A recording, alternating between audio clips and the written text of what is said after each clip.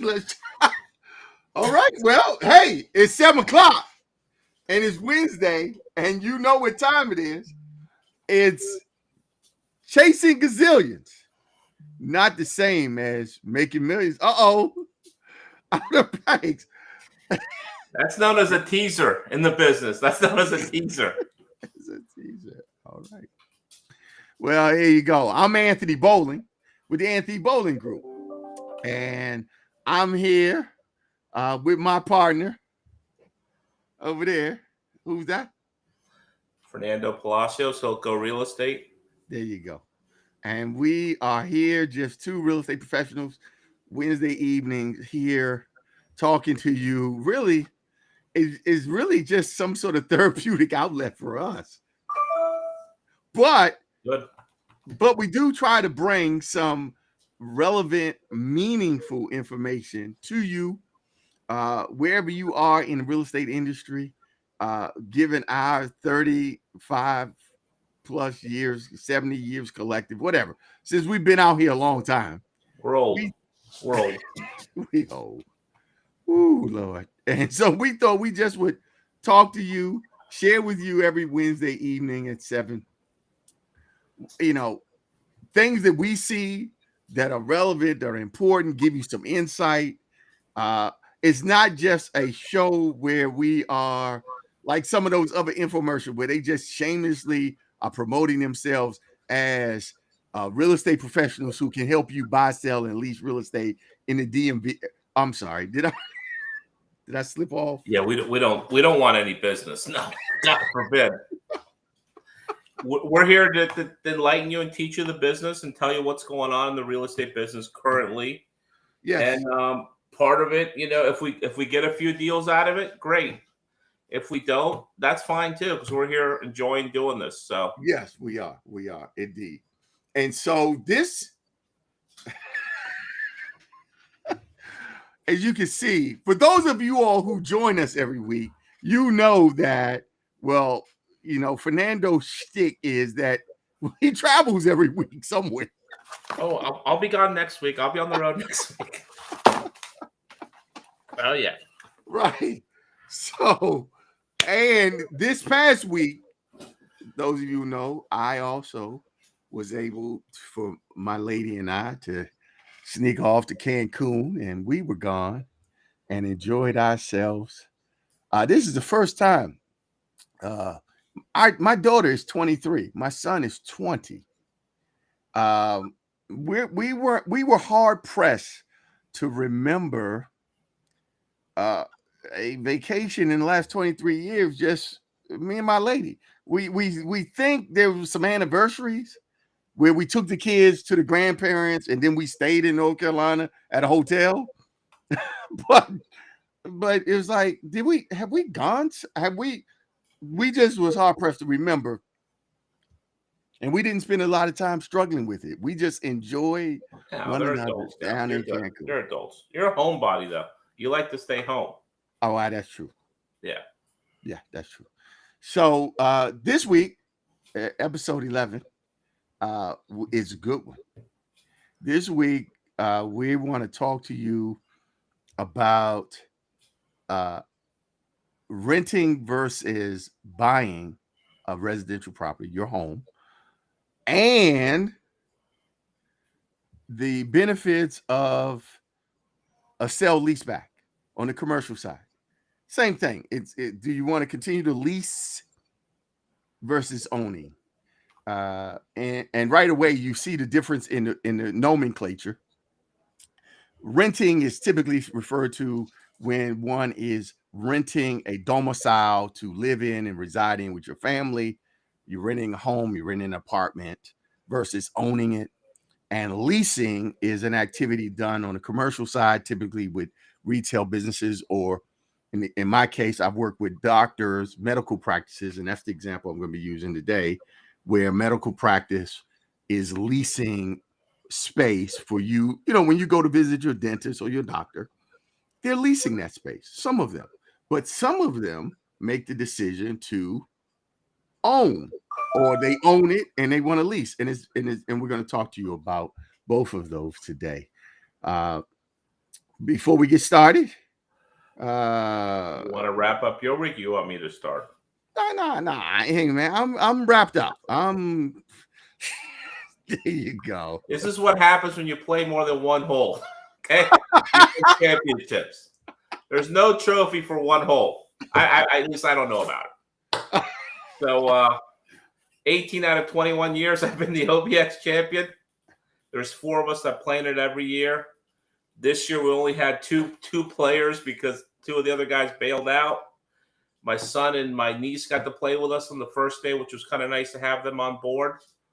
Bring this home again. There's dust where I keep it on my credenza because it's there every year. So it was good. I had a great vacation with the family.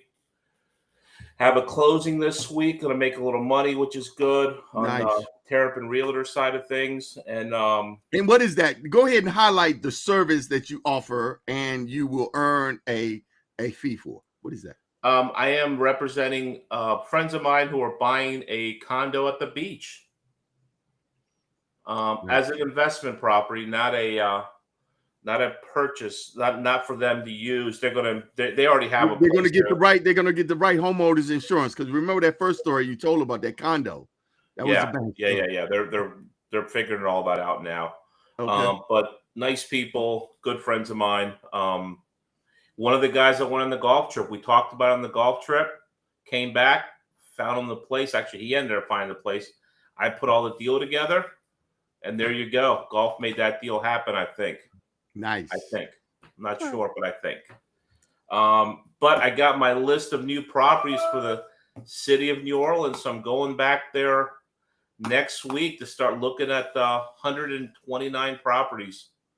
Going to be auctioned August 22nd through now the this 24th. This is part of your auction services you provide. Yeah, part of it's 10 years this year. It's my 14th auction with New Orleans Redevelopment Authority.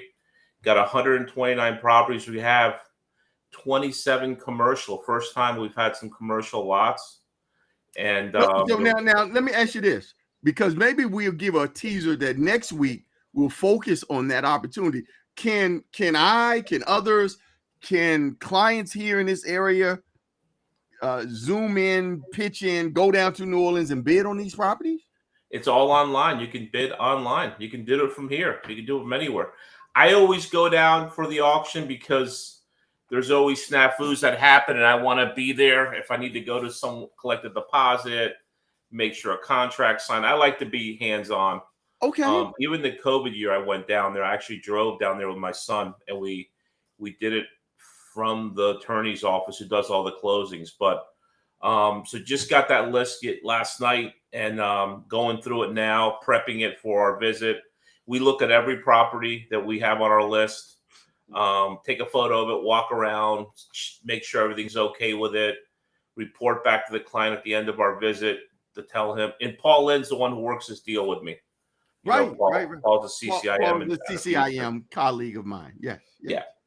So that happened this week, so I'm pretty excited about that. So that's my week. How about yours? Talk to me.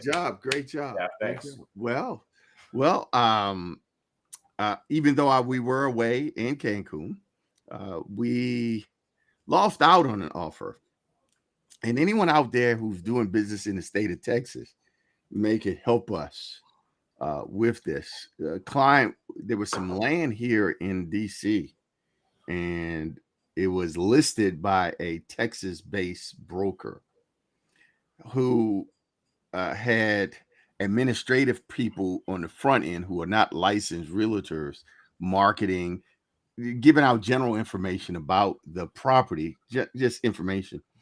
But when it came time to make offers on the property, they wanted to use a universal contract that was heavily in favor of the seller. I mean, everything. I mean, it was the buyer pays for it's just everything. It was just and it was crafted in Texas, and the land is sited here in the district, and we like to use G card documents here in this region, or have our local attorney. And our attorney and the client, uh, well, had her people look at this universal document and recommended she not execute it. And it appears, they may have moved forward without it. The deal is dead, but it was just a strange thing when you're trying to do business across jurisdiction, across country. Talk to Paul. Paul's in Houston. Okay, well that's a maybe good he one. can help you.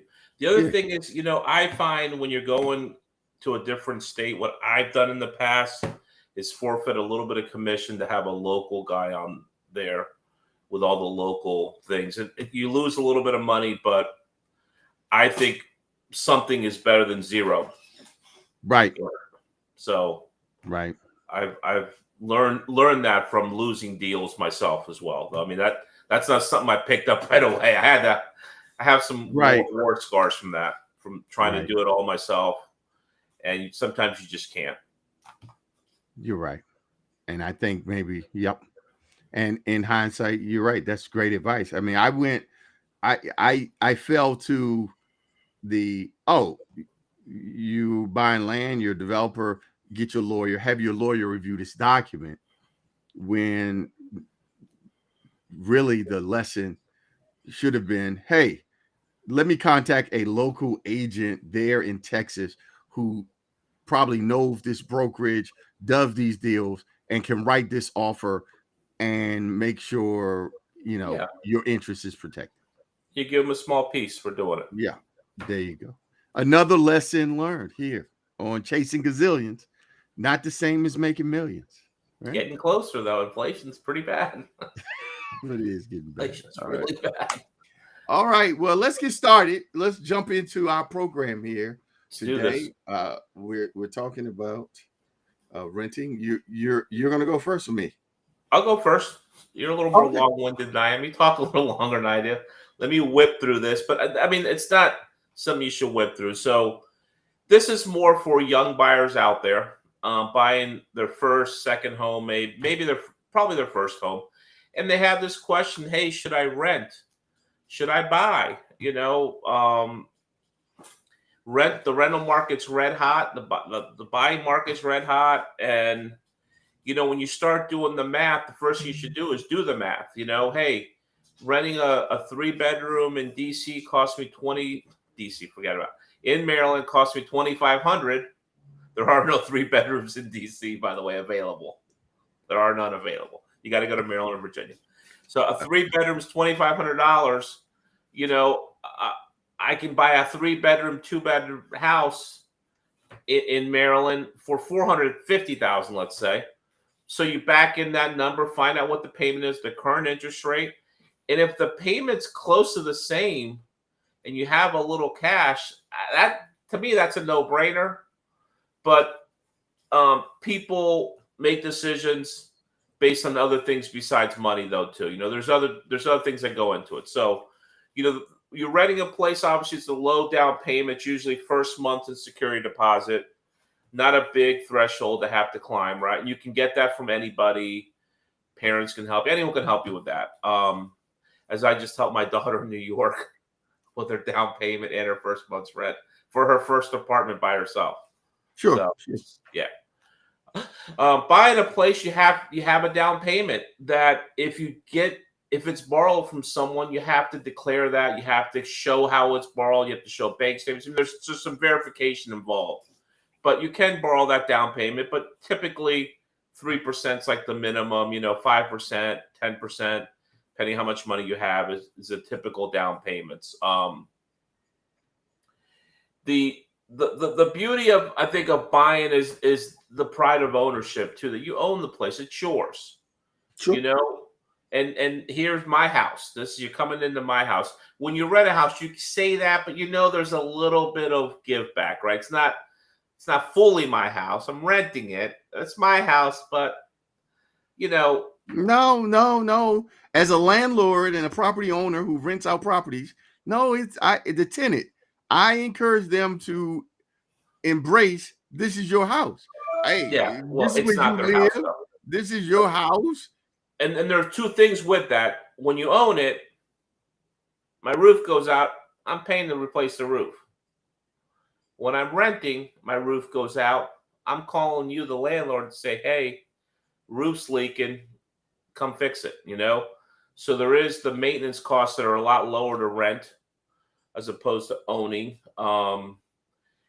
The Yeah, buying is but hold on now.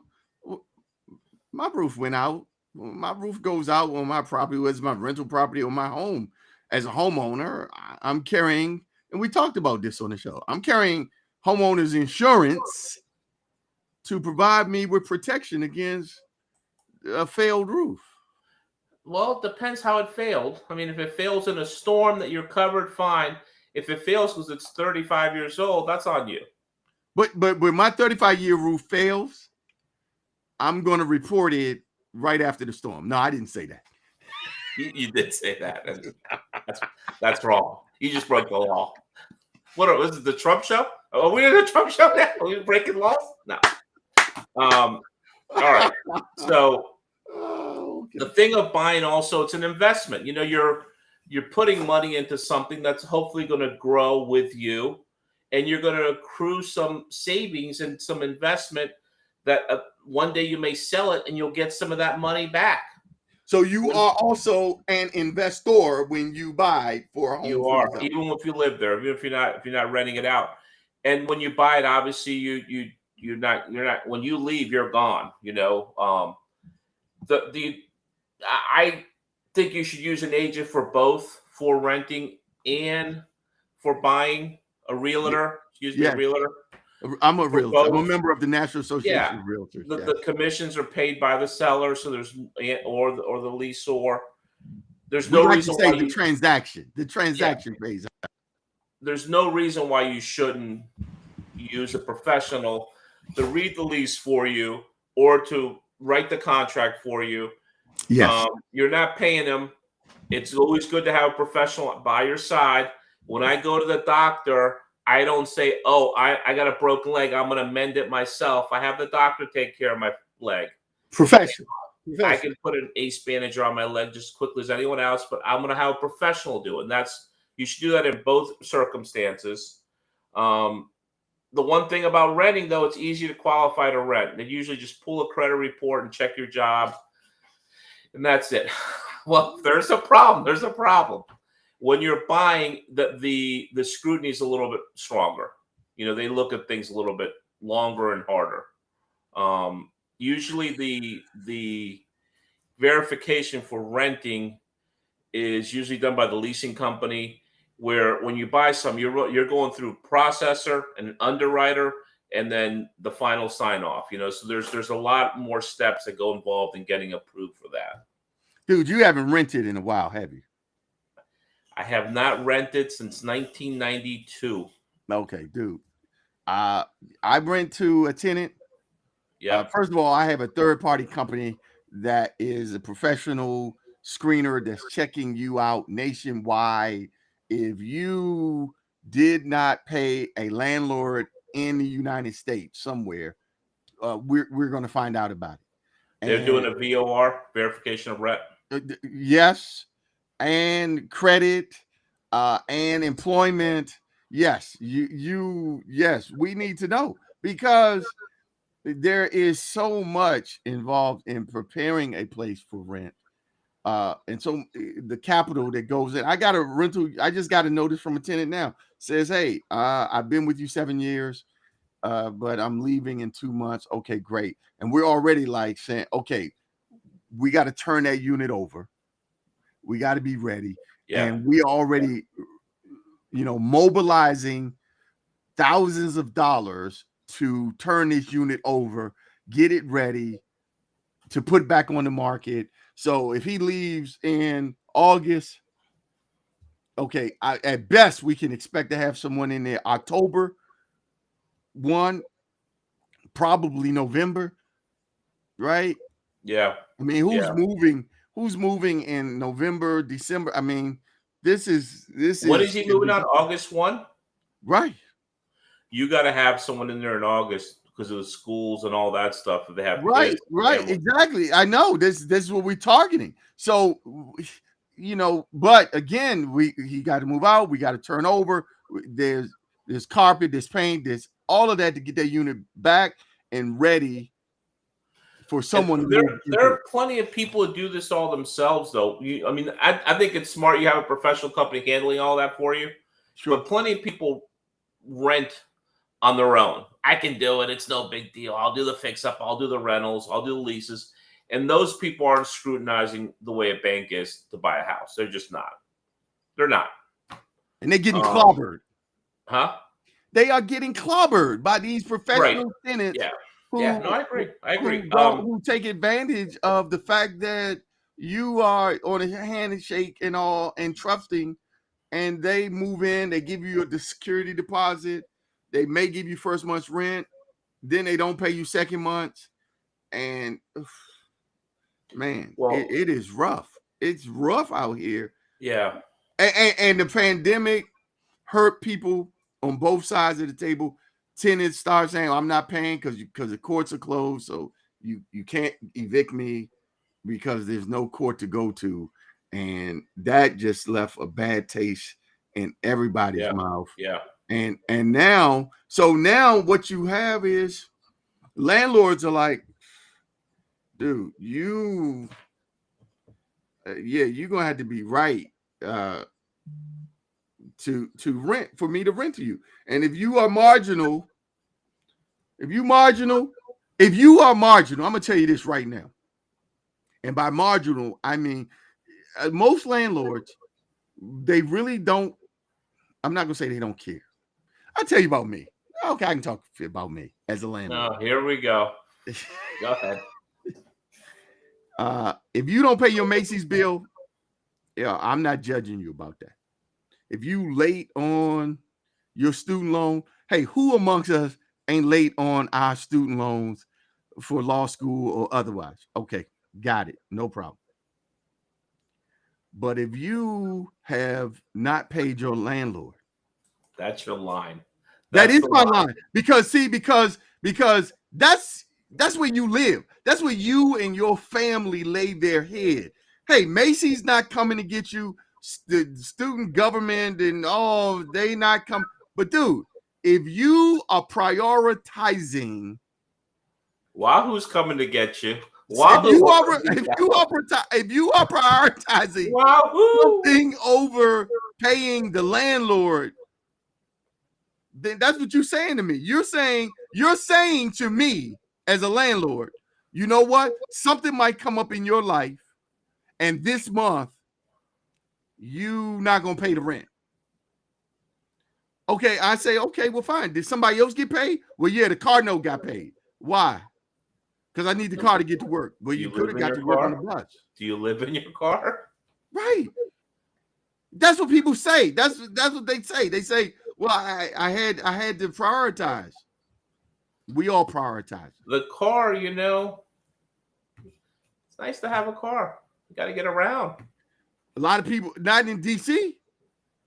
You're right about that. A major transportation system. You can get anywhere. Hey, dude, my mama got all the way across. Here we go. Bringing up the mamas. Here we go. There we go. My mama was a registered nurse, worked here in this city, got up every day, 4 o'clock, got on that bus, got across town to Howard. Hey, you can't get no sympathy from me talking about, well, I had to pay my car note. I couldn't pay my rent. Because here's the issue. You need to let that anger go. You got a lot of pinned up anger coming out on our show. I told you. You can do that to your wife. I told you. This is therapeutic. All right, let me finish my last point because we're on a 5-minute tangent there. Okay. Wow. So the last point is when you buy, you're more invested in the neighborhood. You're more invested in what's going on in the neighborhood. You're more invested in your neighbors. You are more all in on what's going on, and it's more of a long-term commitment as opposed to a lease, which is a short-term commitment, usually a year, maybe you 2. And lately, no, I have been seeing a lot of leases that have lasted 5, 7, 12 years. And I don't know how people can rent for 12 years. I mean, I rented, got married, got rented for 1 year, bought a house next year. And I wasn't making a lot of money, but I was like, I got to own a house. I can't rent my Dude, whole that's life. some American story. That's beautiful. I just saw a guy, Dr. Joseph Asamoah. I'm promoting him on our show, but here's the thing on your last point. I saw him on Facebook with a family, and he was celebrating with this family that they had been tenants in one of his properties for 18 years. I almost think that's stealing. I'm sorry. That's stealing. He said that's because he had such a wonderful relationship with his tenants. That's not why. They didn't want to make the jump, take the step. It's a big step to buy. I mean, and when you're younger, it's a huge, bigger step. But wow, you have to do it. You have to. You just have to. Okay. Sorry. All right. That's my piece. By the way, you've never commented on the up right here. See where that picture is right there with the 50-yard line? Right there in my background? Yeah, but I'm getting like chills and flashbacks. Is that Maryland? That's the Orange Bowl in Miami. My buddy found this at an art festival, had it painted and sent it to me. The OB, the 305. Oh, right. Orange Bowl. I spent a lot of good times in the Orange Bowl. Yeah, I remember the Orange Bowl. About 3 years ago, I went there with my family to see the University of Virginia play in the Orange Bowl. That was more than 3 years ago. They took it down like 20 years ago. What are you talking about 3 years ago? Okay, hold on. Before we switch over to me, I always give priority to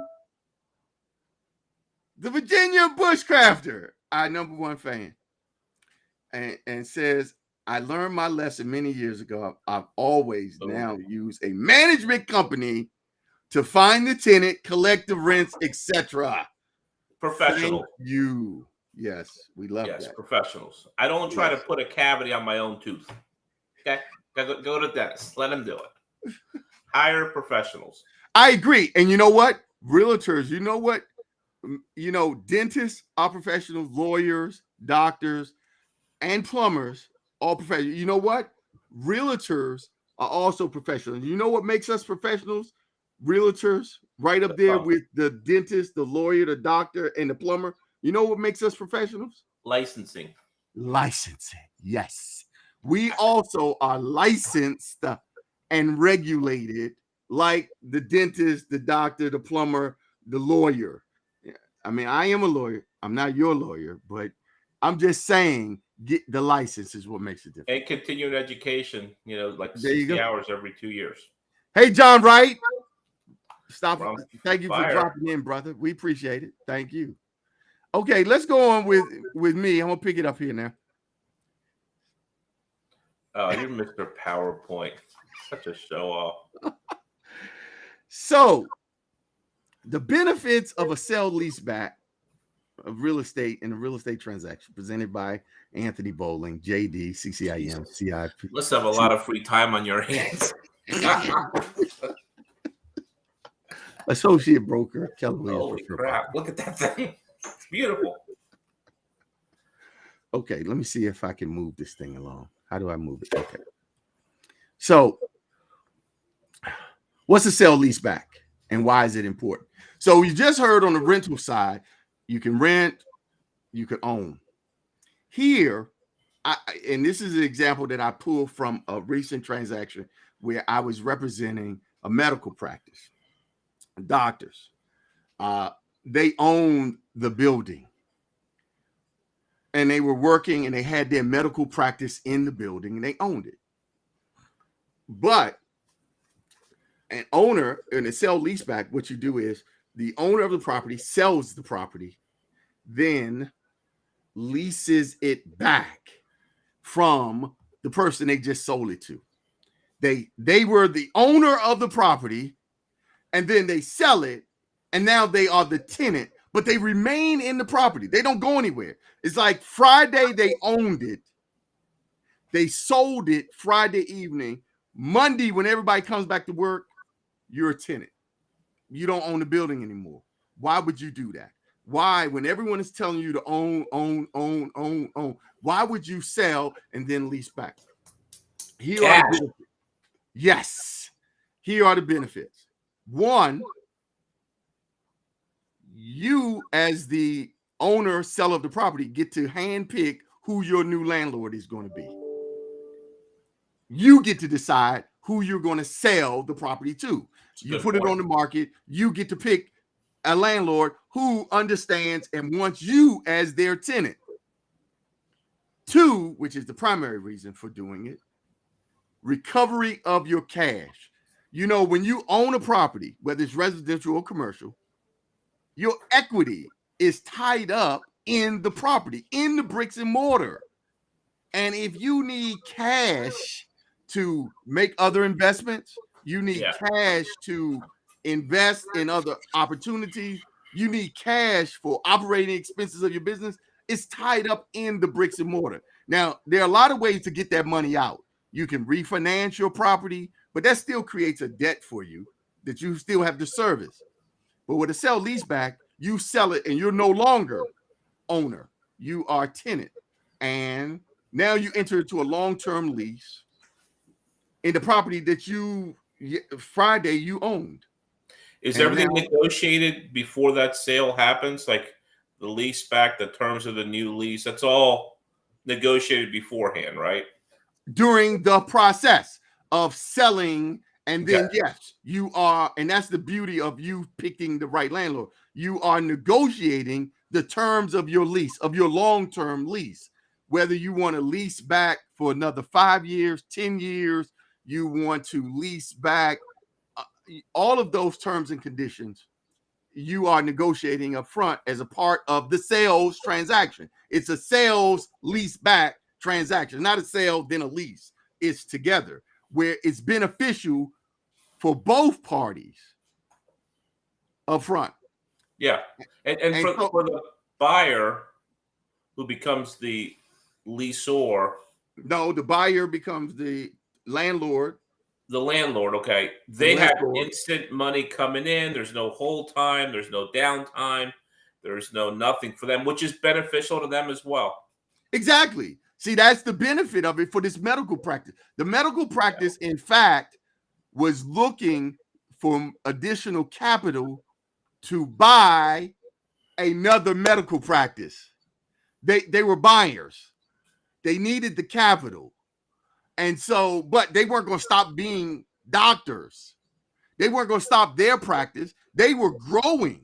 But this became a way for them to acquire another medical practice and keep moving without going out, incurring all the costs and the financing associated with borrowing money to try to buy another practice. See, they didn't have to go through that. They were cash buyers. They just sold their building. Now I'm a tenant. And so, you know, when you're deciding, hey, is this an option for me? Is this right for me as a business owner? Because this applies, of course, to medical practice, dental practice, but any owner of commercial real estate, if you are operating your business in a building that you own right now, you're running your business, and you're saying, yeah, I mean, I own my own business. I own my own building. Yes. But you're thinking right now, interest rates are rising, and you need an influx of capital.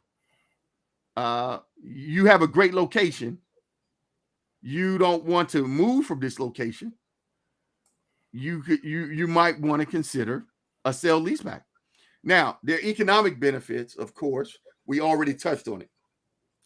Unlike traditional financing, which typically your loan to value ratio is going to be 70, 80%, you know, and you're still going to have to put down 20 to 30% out of your pocket to borrow 70% of the monies that you need. Versus in a sell leaseback, you sell your building for $1 million, you're getting 100%.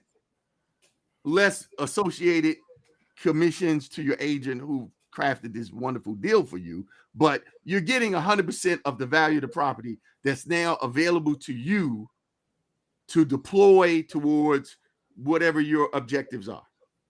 I would not recommend doing this deal on your own. Definitely need professionals for this.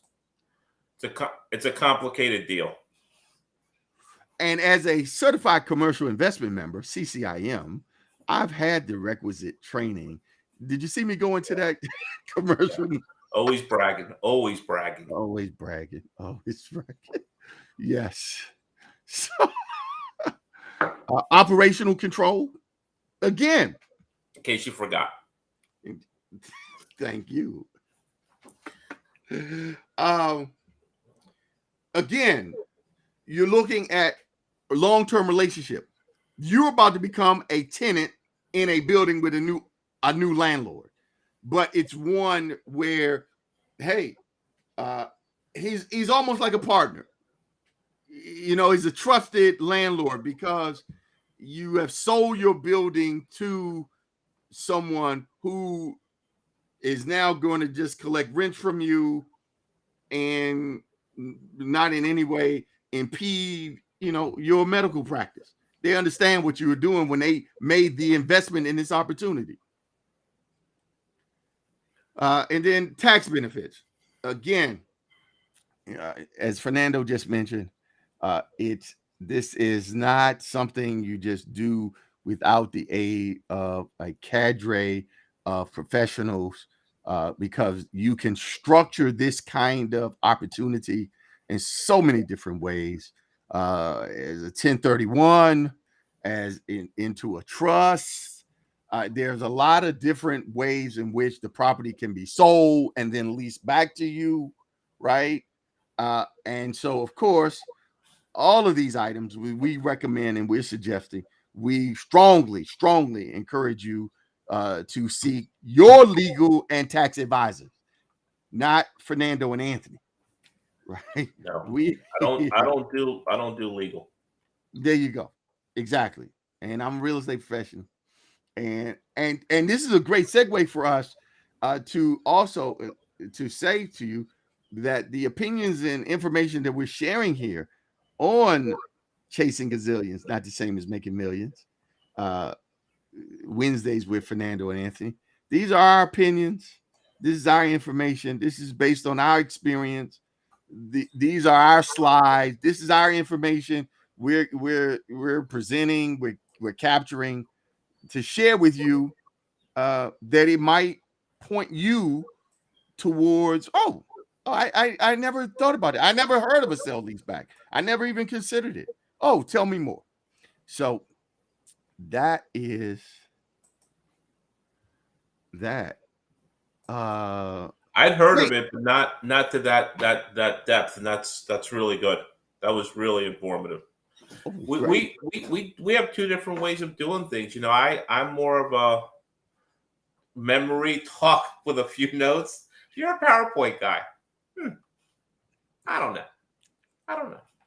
Well, I go either way. Well, before I forget, let me before I forget, I think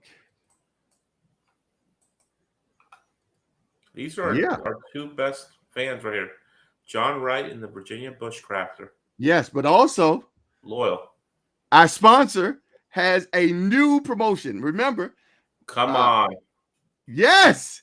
Chasing Gazillions. It's not the same as Making Millions. We have a sponsor. We have our sponsor, Global Scholars Foundation. And that is the group that is working with youth here in DC, high school students, 9 through 12, to take them through a financial literacy program. Oh, my goodness. This is a new name just popped up. It threw me off.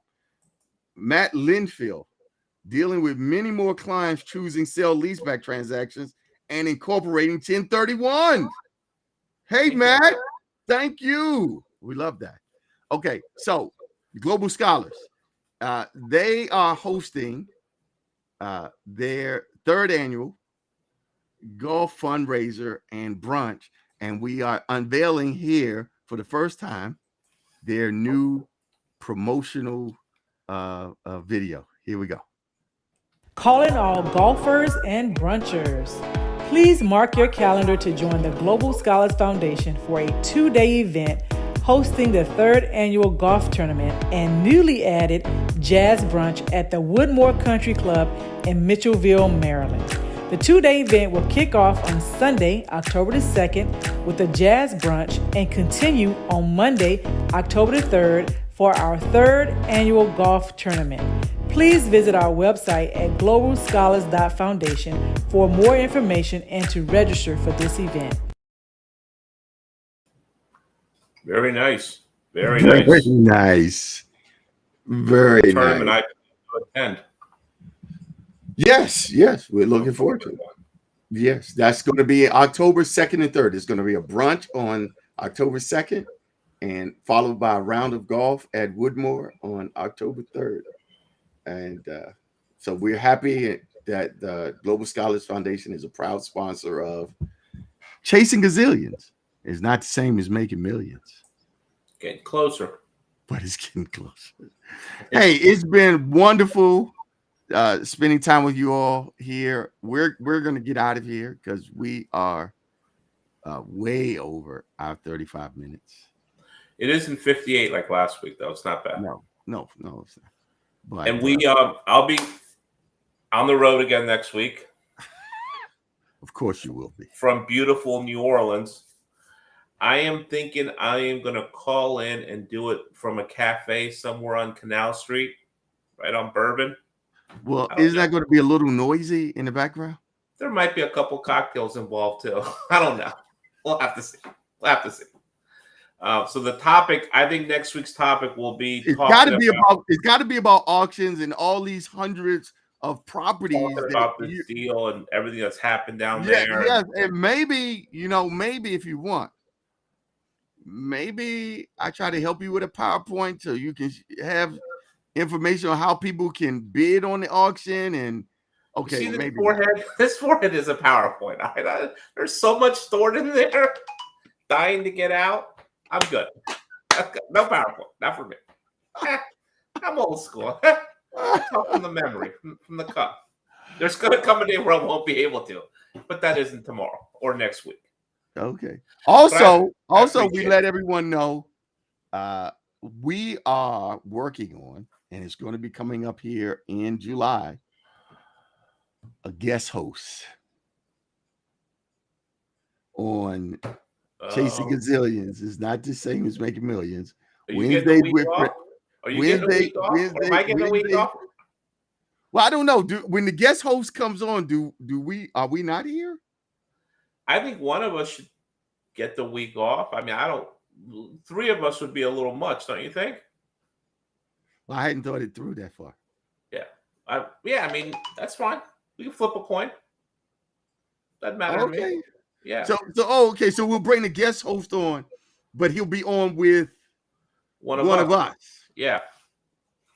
He's a host, right? So right, when he's the host, it'll be like the host but he won't be by himself. No, we can't. No.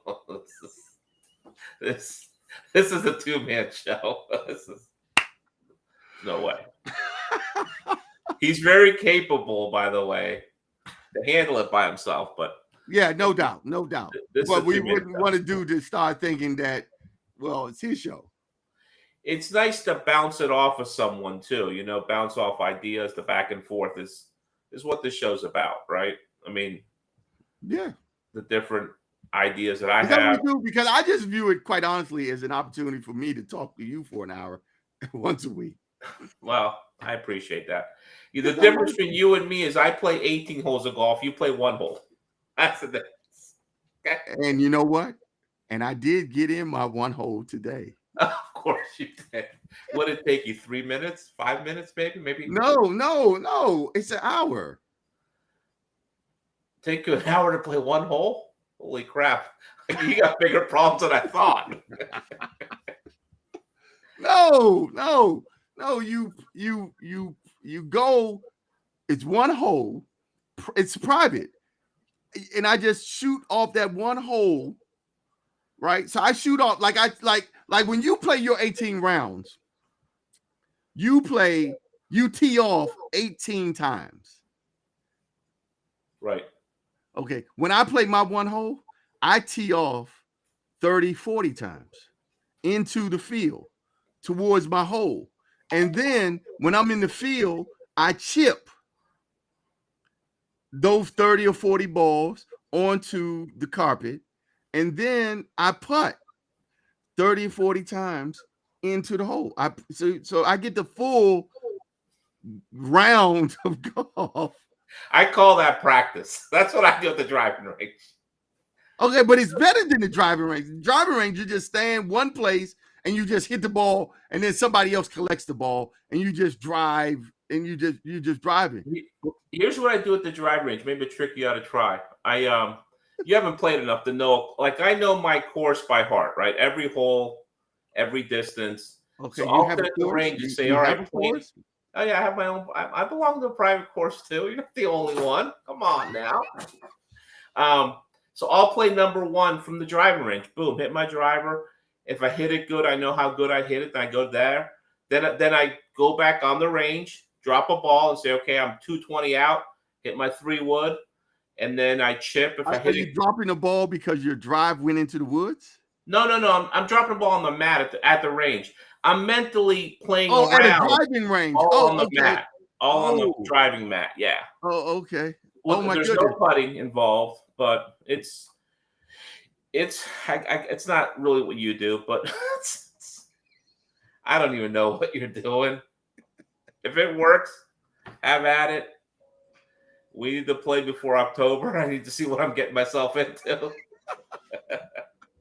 I got to start lifting. If you could find some time when you're not traveling, maybe you could schedule some time. Maybe we could go. I'm busy. I'm busy. I mean, I got to go to New York on Friday to move my daughter out. I know. She's moving to the Bronx. And I come home, going to a wedding Saturday. Come back Sunday. I got a crab feast. Monday's July. Ooh, I love crabs. Where's the crab feast? And can I come? No, you can't. That's why I have to learn to just say no to you. No. I'm invited. It's not if it's on my house, you're in. But I'm invited. But you don't invite me to someone else's thing who invited you. Right. It's sort of like when I invited you to the poker thing. Yeah, I'm like your +1.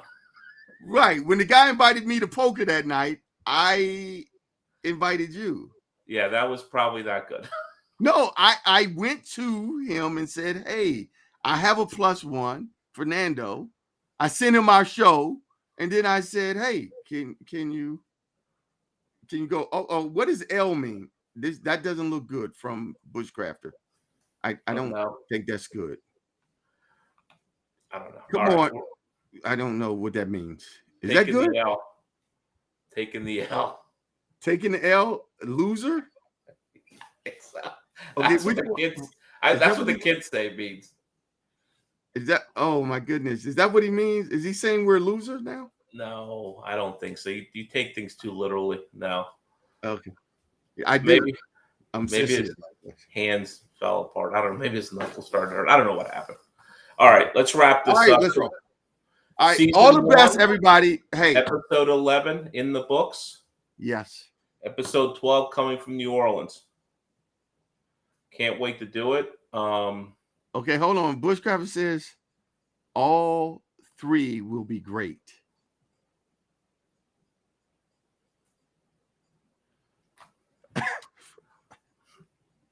He's going to be our guest one time, I think, right? I mean, yes. We need to get him on, if for no other reason, to help us understand what L and all 3 will be great. Yeah. All 3 will be great. What were we talking about? See, we're talking so much. We don't know what we're talking about. I forgot. I forgot. Okay. All right. All right. We'll see you guys next week. Thanks for everybody. Bye-bye. All right. Bye.